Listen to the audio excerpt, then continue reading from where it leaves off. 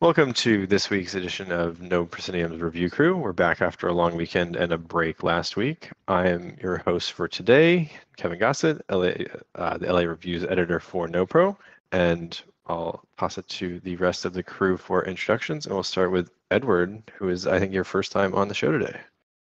Yeah, that's right. Hi, I'm Edward Mylechreest. I'm a New York City correspondent, currently coming to you from my kitchen table, and very pleased because England have almost guaranteed that it is coming home. Football is coming home this year. So, yeah, looking forward to talking to you guys about what's happening here in New York. I'll toss it to Allie next. Hi, I'm Allie. I'm also in New York, tuning in from my bed in Brooklyn because I'm a grandma and I have to get up to teach really early tomorrow. Yeah, that's me. And then we'll bring it back to the West Coast with Laura. Hi, this is Laura Hess. I'm an LA correspondent and the arts editor. So if you haven't listened to the show before, this is generally based off the review rundown that goes out earlier in the week on NoPro. We chat about some things that we covered there and let people dive into the coverage, whether it's in person, online, in a box. So actually, and then we'll kick it off today with Edward, because it's your first time on the show. Let us know what you're covering and go from there. Cool. Awesome. Well, I have been very pleased to be able to see a few items over the last couple of weeks. Immersive is definitely coming back to New York City, or probably the better way to say it is experiences which want to call themselves immersive are coming back to the city. That's been a running thread over the last couple of shows that I've seen. Some beautiful shows, some lovely things, but unfortunately they tend to use the word immersive as that classic buzzword. This is going to get lots of attention. So that's been a little bit of a shame for some of the things that I've seen.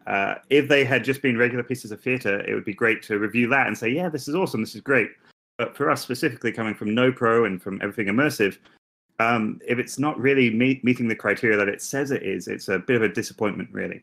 However, the show that I'm really pleased to be able to share with you guys today is the show Know Thyself, which is spelt No as in KNOW, Know Thyself, which is by Jessica Crean and her company KantKoab, which is an amazing philosophical pun there on Kant and all of that stuff. Jessica is an amazing artist who's working here in New York City. She came onto the immersive spotlight through her show Chaos Theory, which I was actually able to see one of the very first performances of here in New York, and I reviewed that a few years ago. That then has evolved into an online piece of theatre, which was well received over the course of 2020. But she's now brought this new show to New York City, Know Thyself. And really, it's an invitation to Philosophy 101. You go to the space, which at the moment is in Caveat here in New York City, which has been transformed into the Museum of Philosophical Experiences, otherwise known as MOPE. And you are invited to MOPE along with our tour guide for the evening, Betsy. Now, this Betsy is played by Jessica herself, and she has an amazing performance of being able to show both a calming presence, like a preschool teacher, but at the same time, she is discussing and sharing philosophical ideas and dilemmas, which are like way, way beyond my experience and way up into the upper echelons of college life. But the piece is really lovely. It's an invitation for us the audience to discuss amongst themselves with each other a whole series of philosophical conundrums and issues. And the way that it works is that around the room are these very daunting looking boxes, and inside each box is an experience or an exhibit. And inside each of those is a chance for us to play some games which bring forward like these philosophical ideas for us to play with in a very real way. So for instance, there's one where suddenly we start discussing the classic trolley problem, but it's done through a game design which Jessica herself has made. Now, Jessica, as well as doing immersive stuff, Miss Crean is a wonderful game designer and has a background in that. And so she has found a really exquisite way of bringing philosophical ideas and thoughts and bringing it into like a board game sphere. So the audience are able to play, we interact with each other, and there's a wonderful mechanic where throughout the evening we are sharing our revelations that we find, and we write them down on pieces of paper. We put them in our own little mini box, our own mini exhibit.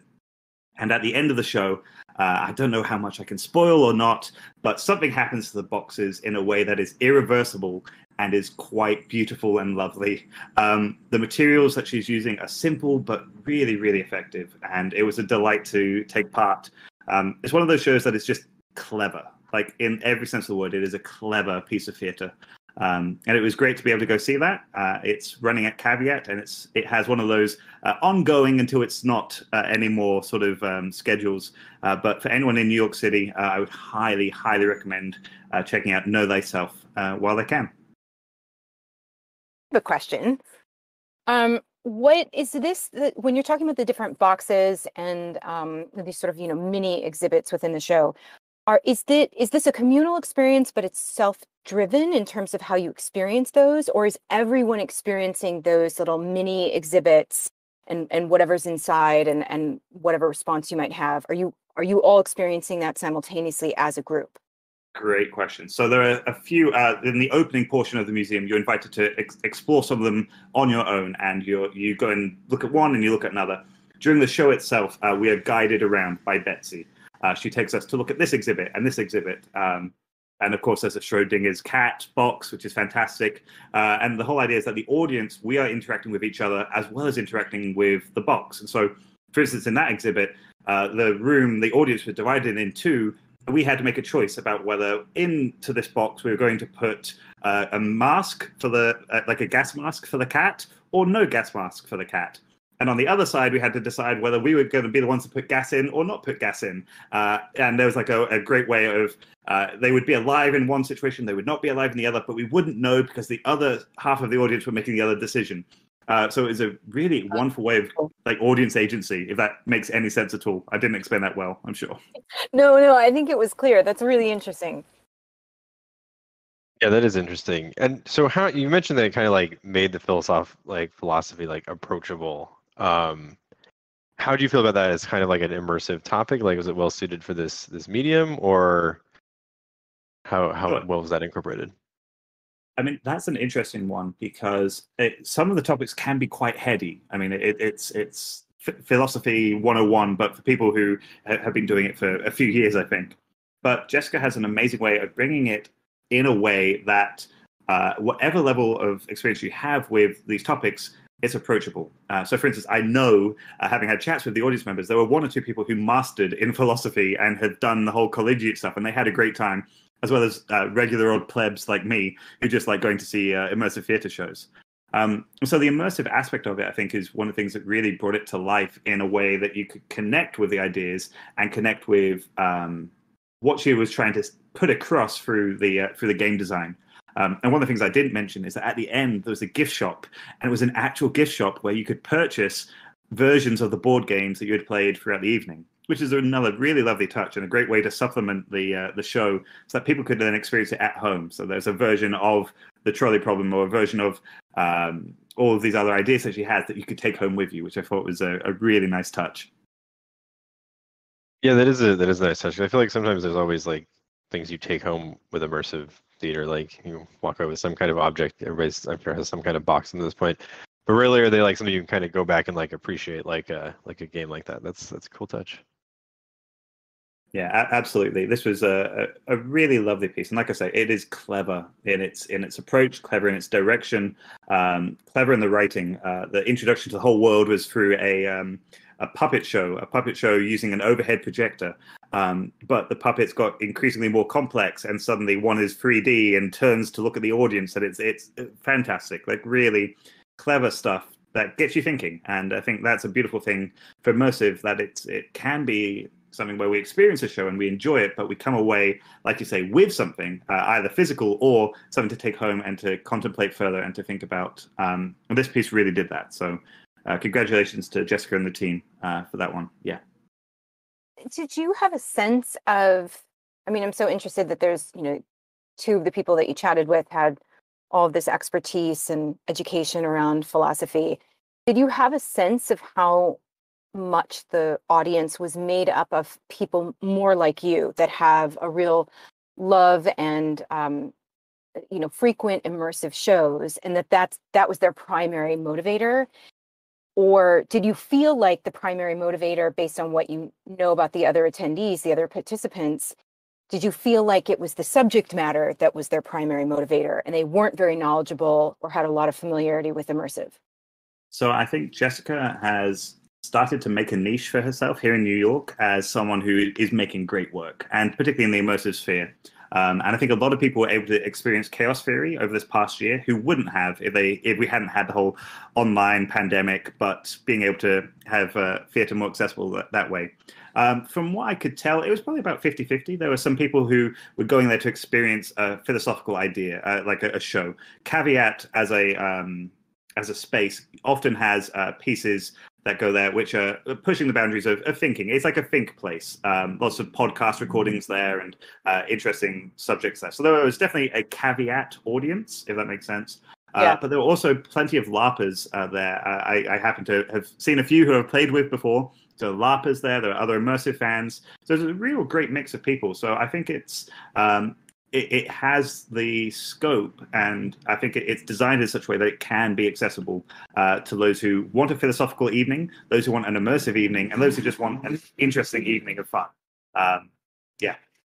Right. It sounds great. Honestly, it's beautiful. And I mean, for instance, one of the first things that she was talking about, explaining these boxes which are around the room. They're like these huge, like monolith type things, right? Like these are not small boxes; they're huge boxes, and inside is a beautifully like detailed diorama, which is like explaining the game before she explains the game. And she explains it like, oh, and of course, there's the box on that feeling of missing out on FOMO, which unfortunately isn't available today. Which was just a beautiful way. It was beautiful to start, and immediately it was like, wait a minute, what am I missing out on? But the other thing, which I forgot to mention, is that there are several turning points in the show which affect on which exhibits come in what order.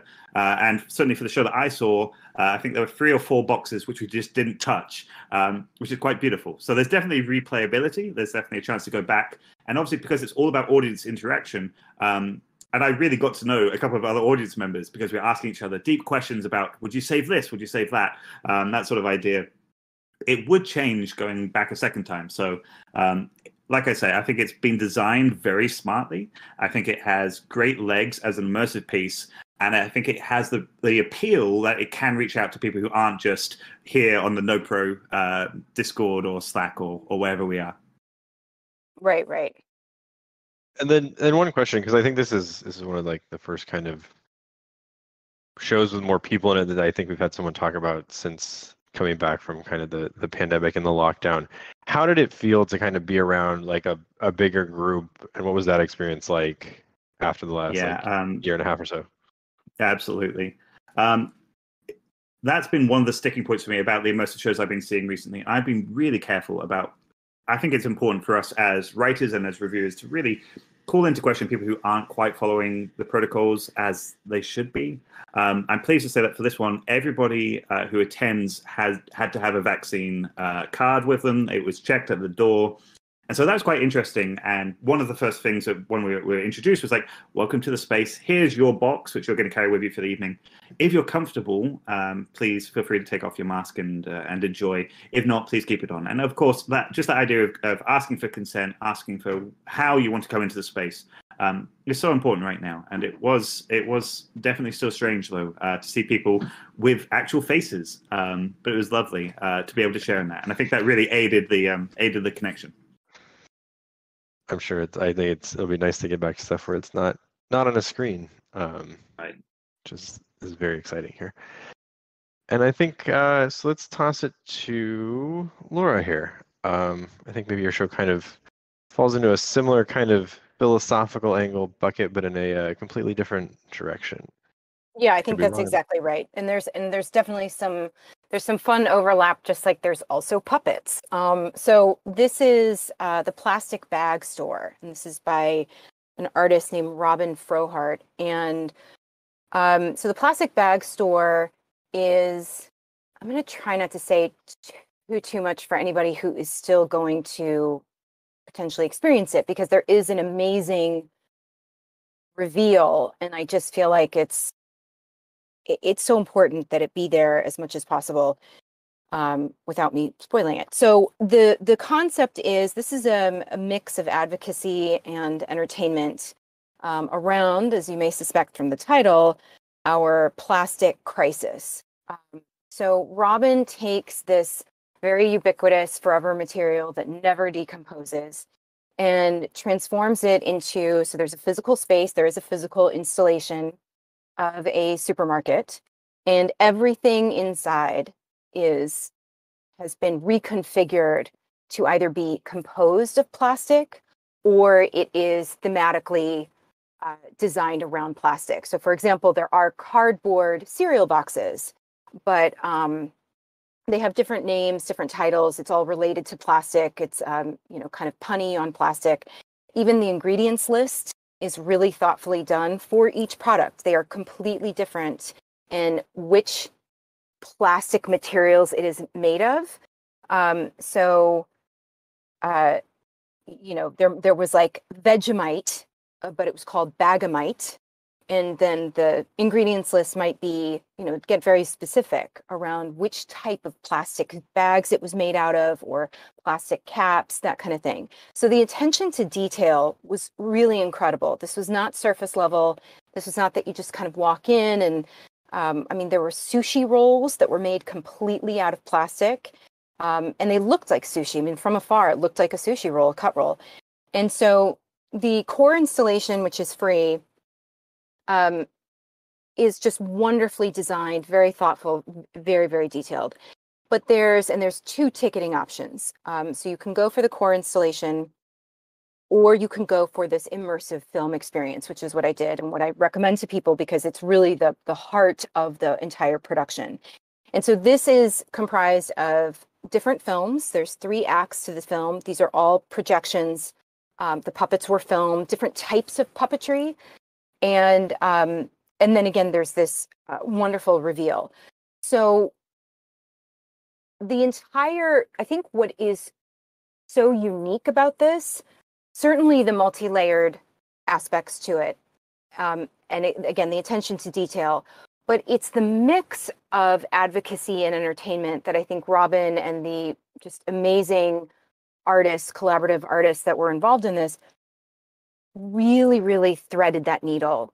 They really struck that balance between advocacy and entertainment. There's so much artistry. You marvel at these puppets, the people that are manipulating the puppets, the design of the puppets, the writing of the story. It is so well done, and it is infused with so much humor. So humor is utilized throughout the entire experience to a fantastic degree, because I've worked in advocacy and social impact, and it can be a very difficult arena.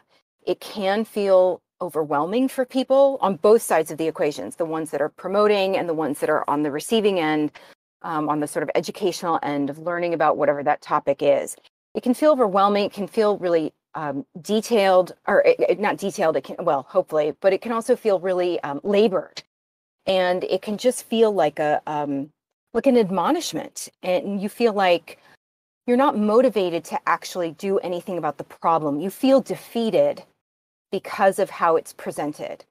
And there are some very overwhelming problems out there, and plastic is definitely one of them. The environmental crisis across the board, I think, feels like there's a new, 100-year storm every week. So the way that they've interwoven this level of artistry and also this humor, it is so deftly done. And you have such an enjoyable experience that feels incredibly energizing. It doesn't feel defeating. It feels incredibly energizing. Even if someone didn't care about the advocacy aspect, they would have a wonderful time. But I think that the real thing to champion here is being able to straddle that line between education / advocacy and entertainment. And so Yeah, I just cannot speak highly of this enough. I wish it were in Los Angeles longer. It closes this Sunday, July 11th. It was originally commissioned by Times Square Arts in New York. And it did have, I mean, there was a lengthy delay because of the pandemic, but it opened in Times Square, I believe it was October of last year. And it was produced there by Pomegranate Arts. And then it's through the what does CAP stand for? CAP UCLA, Center of Arts and Performance. Art of Performance. Yeah, yeah. So they're the ones that are sponsoring this LA outpost. And I'm hoping, I did ask, I said, is there any chance of an extension? Because it's so worthwhile. So we'll see. I mean, my fingers are crossed for that. I don't think that there's been any announcement, but I'm hoping that the run can stay longer, or even that they could come back at some point. It's such a great thing for people of all ages. I mean, this is something that kids would really enjoy, and the films are so well done. That I think that, again, the educational aspect is so important and so powerful, but this is also applicable for anyone of any age, any background can go to this and have a great experience, and then also hopefully take away some really important aspects about the environmental impact. I'm glad you mentioned that it's only running this weekend, because I'm going to go try and buy tickets for it. I thought it was running longer for some reason. Yeah, no, I mean, it's such a quick, I think the total run is just 2 weeks, and I managed to, get in there at the beginning. And so I've been trying to tell people about it as much as possible, because it really, especially for LA, it just feels like such a flash in the pan. It feels like, it's here and gone. There's so much, I mean, we're very lucky to have so much to do, so many options. But then by the time you find out about something, it often is ending the next day, or you've just missed it. So I'm hoping that people will go and pack in for the remaining days, and that maybe they'll be extended. If only there was I was going to say, if only there's a website where people could submit their immersive events, that people could see them all the time. If only there was something like everythingimmersive.com. That would be so useful, I'm sure. But Laura, I was going to ask, the first section, which sounds great, how close would you say it is to like a selfie palace? Or is it really more like a walkthrough and like enjoy the design thing? Or is there room for both kind of audience member, do you think? Yeah, I think that's a great question. I think that's completely applicable. And we, as I mentioned in my capsule review, I mean, people, fans of Lucy Sparrow's All Felt Sparrow Mart, and newer fans of Meow Wolf's Otherworldly Omega Mart might suspect a bit of a trend here. But first of all, we're talking about an incredibly ubiquitous place, the supermarket. And I would say, I imagine there are some people that are going more just for the core installation as a selfie museum kind of driver. And of course, there's nothing wrong with that. That doesn't interest me personally. I think that the level of detail around things like the ingredients, and when you really look at, I mean, there's trail mix, there's cupcakes, there's Bag and Jerry's, and everything is, I mean, everything is manipulated. They've tweaked it, they've repurposed it with this branding, with this sort of visual identity that's all geared around plastic. And so I found that I was, really sort of chuckling to myself. And I love taking photos. I generally take a lot of photos. And I wasn't taking quite as many because I was so delighted by all of the details. And I certainly did take photos of even the ingredients list. But it was really more about, because when you walk in, it looks very standard. And I think that's a thing that is the discovery of how they've changed it. Because from a distance, the Vegemite container, it looks like a standard Vegemite container. And so you really had to kind of get up and see, how was this repurposed? How was it essentially rebranded into this, plastic theme? So I feel like there was a lot more engagement around that kind of investigative aspect that I think you don't get in a more traditional selfie museum. So I think that is a great benefit to this experience. And then, yes, I mean, I really want to say so much more about the films and about the secret reveal, but for anyone that attends, it's just, it's so delightful. An I have a interesting. question. Oh, Allie, go ahead. Throughout the whole event, was there any like focus on kind of like where all of our issues with plastic and like climate change and all that come from? Or do you feel like it was placed more on the individual? Oh, okay. So you mean more like the systemic issues and these major corporations and industries? Yeah. Right. Okay. That's a great question. No, I would say there really isn't. I don't think that there is a particular angle in terms of responsibility either way. They certainly aren't, again, it's not admonishing the individual like you can be doing more, you should be doing more. But there are in these films, there are puppet characters that do take personal responsibility, and you see that in different ways. And I think that, again, it's presented in such a way that it feels more hopeful, and it does feel more like it's so positive when you step into your own accountability. But again, and Robin's been very clear. So there's two, you can find out information via the CAP UCLA website, and that's where you get tickets for this particular run. But the actual website for the experience is theplasticbagstore.com. And Robin, and on both websites, but especially on the actual installation site, Robin discusses this. I mean, she offers up that she didn't want to belabor the advocacy and contribute to that feeling of overwhelm. So I think that the main focus is around how do we do this? How do we deliver this messaging in a way that feels relatable, it feels inspiring, it feels charming, even though that sounds like kind of an odd thing to say. So the way that I left the experience was, again, sort of feeling more energized, but not in I mean, I already do a lot of these things, but like I have metal straws that I carry around if I'm out and about. But like, I wasn't thinking, oh, I should make some of these very specific changes. I was more like, gosh, that was an amazing experience. And I felt more energized just around the general topic. Yeah, that's really Immersive. exciting.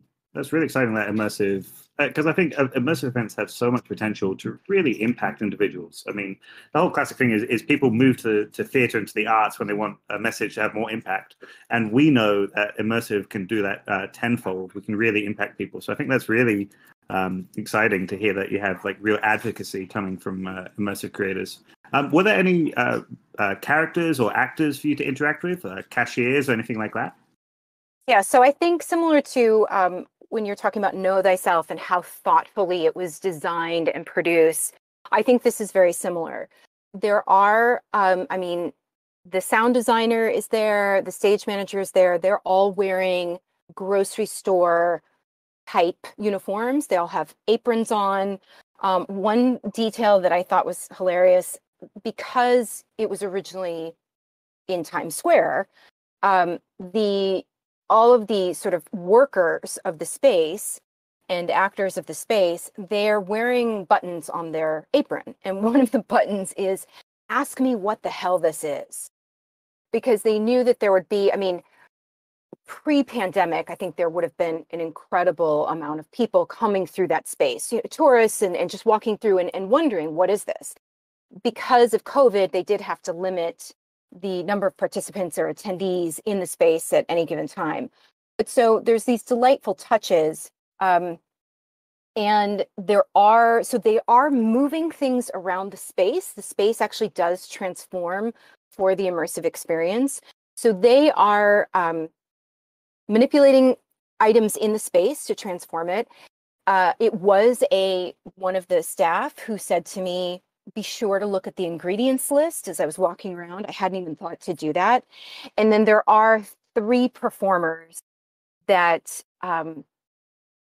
again, as part of this delightful, mysterious reveal, you can interact with them, but it's more of a presentation, and it's fantastic. So it's not the type of interaction that I think we tend to think of traditionally around immersive, where either you are going to influence any aspect of the narrative arc. That is not the case here. And it's situated in such a way, or it's structured in such a way that your interaction with them is going to be limited, but that's absolutely fine. That's not a negative in any way. So there are people moving about the space that, again, really make it feel like it's a truly immersive experience in all the best ways.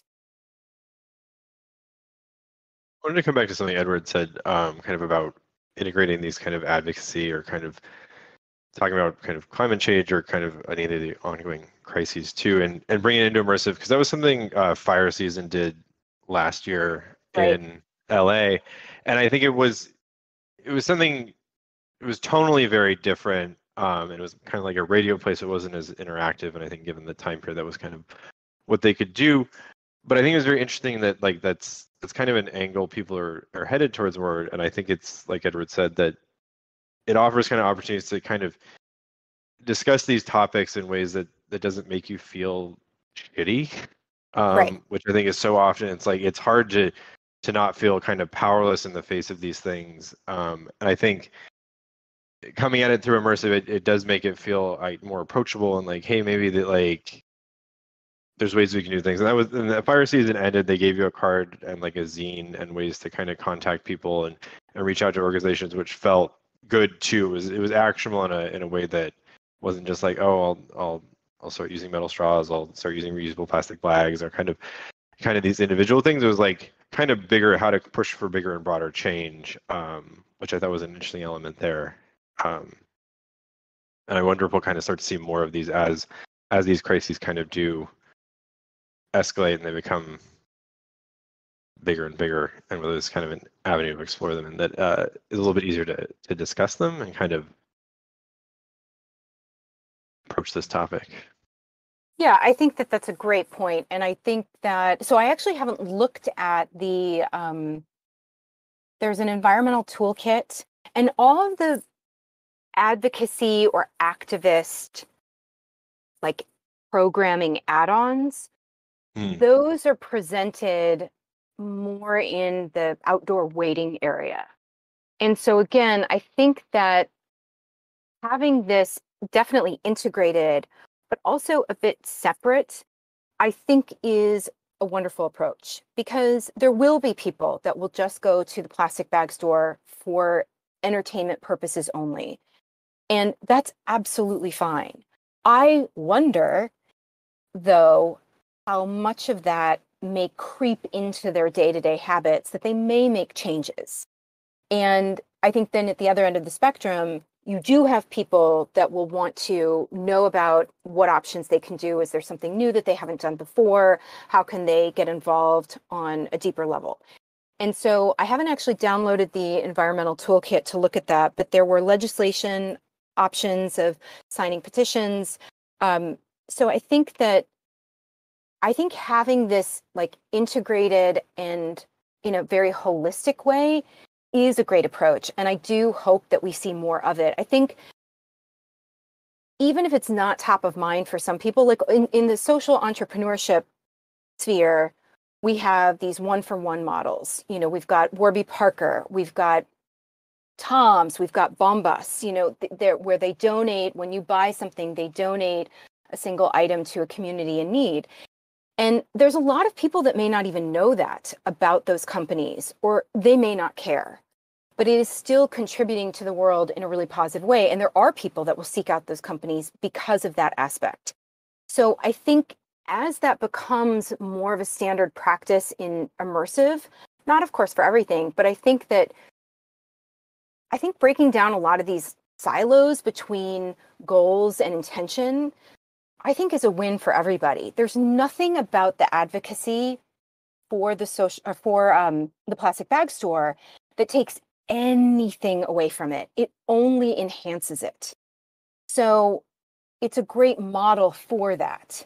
There is nothing that feels either superfluous or that feels like it is, again, minimizing the experience in any way.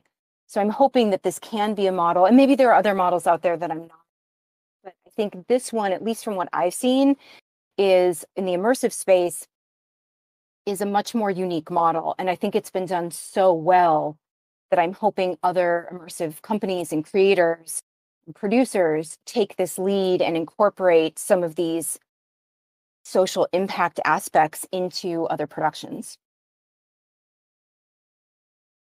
Yeah, and I really do kind of suspect we'll start to see a lot more of that going forward.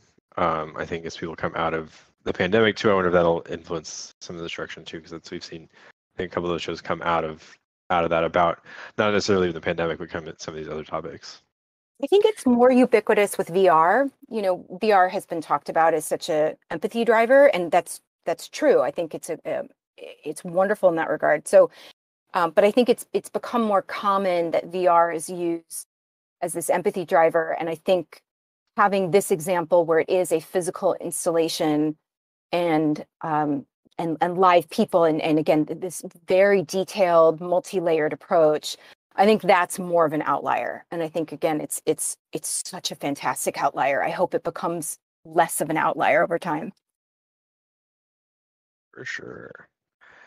All right, and now let's swing it to Allie to close out the show with, I think, the watering hole. Yes, I saw the watering hole, which is at Signature Theater. And it was a project that was conceived and created by Lynn, Nottage. And it was directed by, I think, Miranda, Haymon. With a whole, like, varied ensemble of artists. And it was really interesting because I had never seen the Signature Theater used in this kind of way.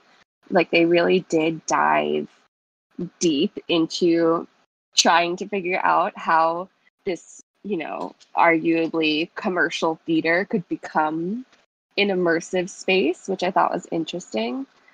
But I think on that same thought, bringing all these like typically commercial theater kind of people together to make an immersive piece, they kind of missed a lot of nuance as well. So it's kind of on both sides. Like, the work was really beautiful though. Each individual artist had their own piece essentially, and whether that was like a visual art installation or like a voiceover that was laid over a visual art installation or a video piece, or there was even one piece that had a rap and like a foot piano that you could play as the rap was happening. So each artist in the ensemble really got their voice to shine because everybody had their own opportunity to speak in that sense. And all the content was kind of focused around water, but interestingly enough, it didn't have that like call to action about water, which is what I thought it was going to be about. Especially seeing like how there has been an interest in the art sector in advocacy, in climate advocacy and water conservation. I'm thinking specifically of Water Everywhere 2 years ago. But it wasn't even about that. The call to action of the whole piece was actually to kind of like hold theater accountable. And to me, it seemed kind of aimed at more commercial theater, more kind of Broadway land, making sure that theater represents all the people who are making it and all the people who are engaging with it, and redoing all of our systems that are harming artists of color and artists with disabilities and all these like marginalized and oppressed communities that are within our community. So it was really interesting, and I was kind of surprised about that. But I think, is it really aimed at people who kind of come from a theater background then, or is it kind of approachable for anyone? That's a great question. I honestly have no idea who this was aimed at other than perhaps like the people who are holding the power in these systems, because there was nothing. This is what I mean, where it's kind of like was trying to ride the border of like the two worlds of being commercial theater and being like something that is distinctly immersive and kind of like experimental and independent. So I feel like they kind of lost their voice a little bit about who this was for. Because at points, like, I wasn't even sure, like, what am I doing here? But yeah, So, I don't know. So was it more of like a walking tour of the theater? Like, was there like a narrative or a through line to help connect the dots, or was it just left up to you to work out what was going on?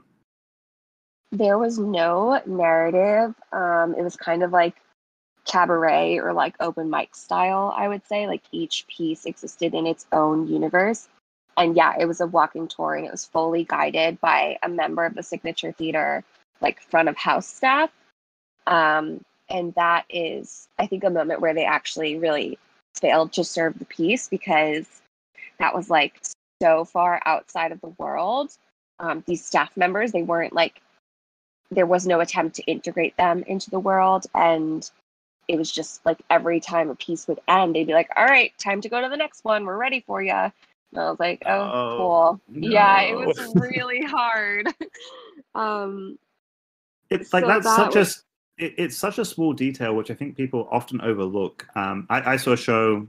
Sorry, just to jump in on that one, just because it's such an interesting point. But like, I saw a show a couple of weeks ago called The Purple Room, which was all about the Byzantine era. It was all about the emperors and empresses of that.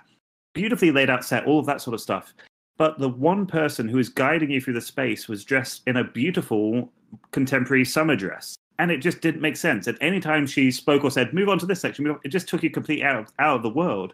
And I'm just looking at this going like, this is such a simple fix. Like, literally, give the girl a monk outfit, whatever. She can be a priestess. And immediately, it's part of the world, it's part of the story, and it aids the immersive journey. And it's something which I think creators it can be an easy step, but it's one that so many, I think, are overlooking. Yeah, especially when those were the only live bodies in the room other than the audience. Like, I understand we're trying to find ways to make art without actors in the space, without performers in the space, but like, that was one of the hardest parts, because it honestly, like, it didn't even feel like theater. It kind of just felt like a multimedia installation. Because, you know, we were either watching a film or listening to an audio track, and there wasn't really any meaningful engagement with the audience in that sense. Oh, I misunderstood this. So okay, I'm actually looking at their website right now. I thought that the different artists that were presenting, you know, their creative work, I thought that they were there. So now I'm understanding that's all separate installations, recordings, however it's presented. And then, yes, you're just being sort of shuttled to each separate installation. Oh, exactly. Okay. Yeah, so it's kind of disappointing. And that's, I think, what I kind of mean when I'm talking about, like, they really tried to make it immersive, but they just kind of missed the mark. Yeah, okay. I think it goes back to something everyone's saying too. It's like, people try to make things maybe immersive without understanding like how to do it. And even simple things like costuming can bring people into the world rather than just kind of like calling something immersive and throwing them into And I mean, an art I think that's one installation. thing. Like, it's not even just how like how to make something immersive. It's why do you make something immersive? Right. Like, why is this Why am I story here? or this show, like, why does this have to be immersive? Like, this sounds like this could be a beautiful thing for people to experience online in their own time, like, whatever. Like, if it doesn't have, like, why are you telling a story? That's got to be your first question for any writer, any director. Like, why? And then why immersive, I think, is another huge question. And again, we're living in an age where immersive is a buzzword, and increasingly now we're coming out of COVID life. People are going to want engagement. People want the interaction, the actual immersive stuff that we all know and love. And so people, I think, are too quick just to slap that word on it and call it immersive without actually understanding what it is or why it is. Just to jump on that one, I saw a beautiful show called Speakeasy. It was lovely, but it was a cabaret show. It was like a burlesque cabaret. It was great, like as a burlesque show. Wow, talented performance, amazing. But they had slapped this immersive label on it, and so immediately I'm just left disappointed because I'm going, this isn't that. Now, if you wanted it to be, we could do that. Like, talk to somebody. Like, it would take a rewrite and a rework, and it would take time, but we could make it immersive. But if that's not actually what you're going for, you actually just want to just slip the word immersive as a marketing ploy, and that's a different conversation. But yeah, I think as we're coming into this new, this is a new wave, I think, of immersive post-pandemic. People are wanting it. People are wanting engagement. They're wanting the one-on-one interaction. They're wanting the advocacy. They want all of that to happen. We, as reviewers, we need to be responsible to readers and listeners to like tell them this is it or this isn't. And creators need to be responsible about thinking why they're making the work and why they're trying to make it immersive. And I'm going to piggyback on that because it goes back to something that both of you have said. It's not just why tell the story and why is it immersive. The third one is also who is this for? And I do think we've had a lot of problems. I mean, again, holding space for how amazing the different creators were in pivoting and moving their work online and how challenging that was. But I think whether it's remote or in person, there's also a consistent issue, or there's enough of a consistent issue around also feeling like the creators know who this is for.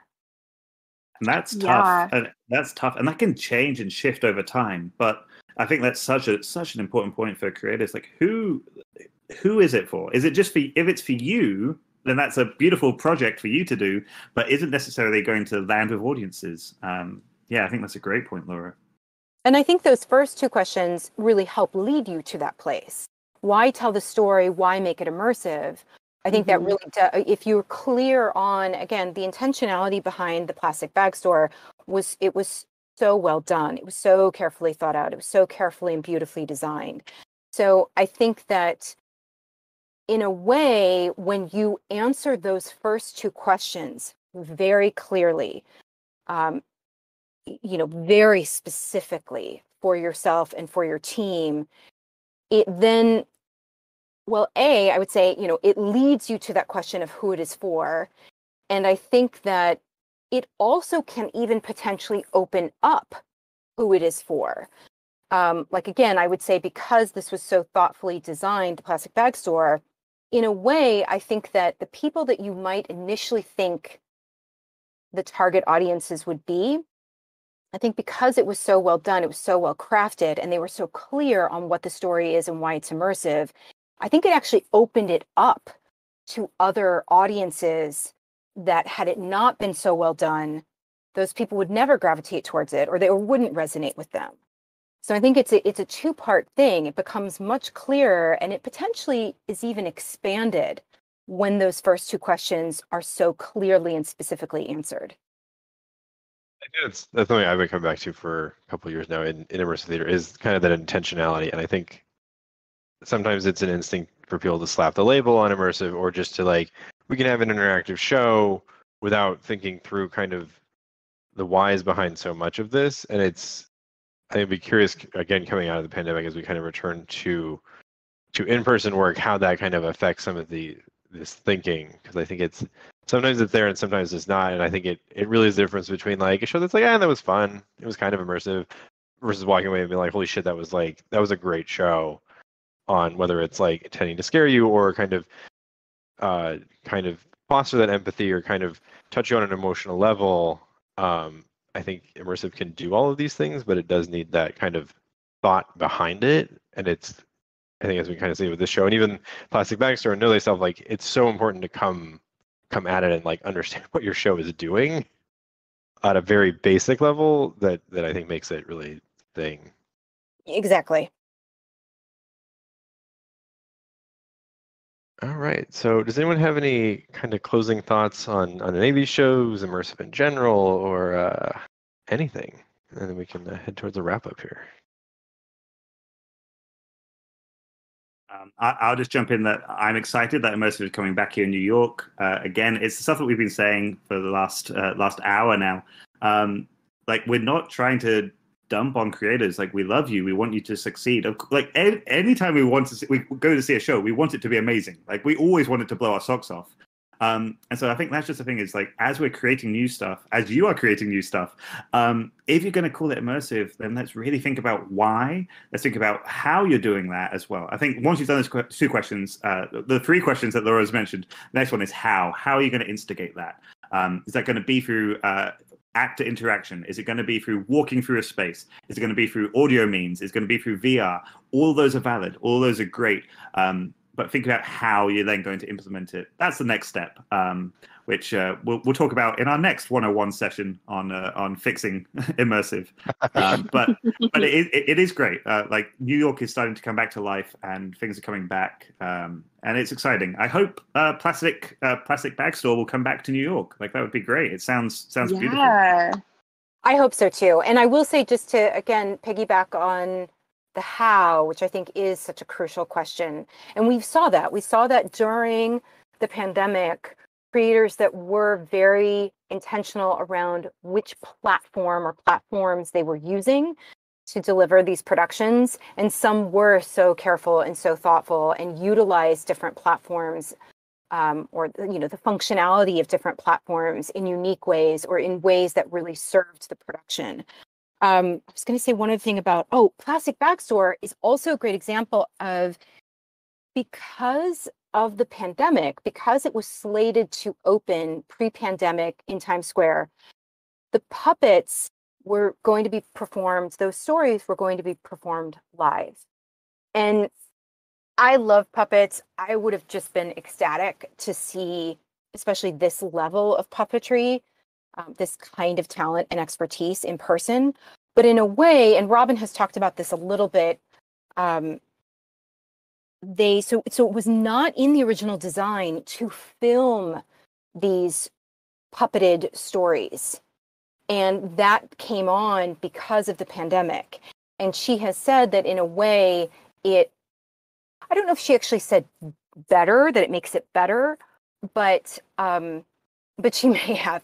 But I think that the point is, here was potentially a happy accident, and then they were very, very careful about how they filmed it. And I think that it brought in, obviously I don't know what the live in-person experience with the puppets would have been, but I think in a way, the filmed, these sort of short films was almost an even better presentation.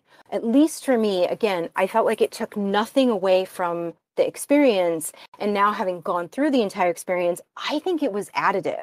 I think it allowed them to do certain things via film that would not have been negative in any way in person, but it allowed for a more fluid experience. You're going from these 3 different films very seamlessly, and so you're really immersed in the world. The narrative is, you're held in the narrative.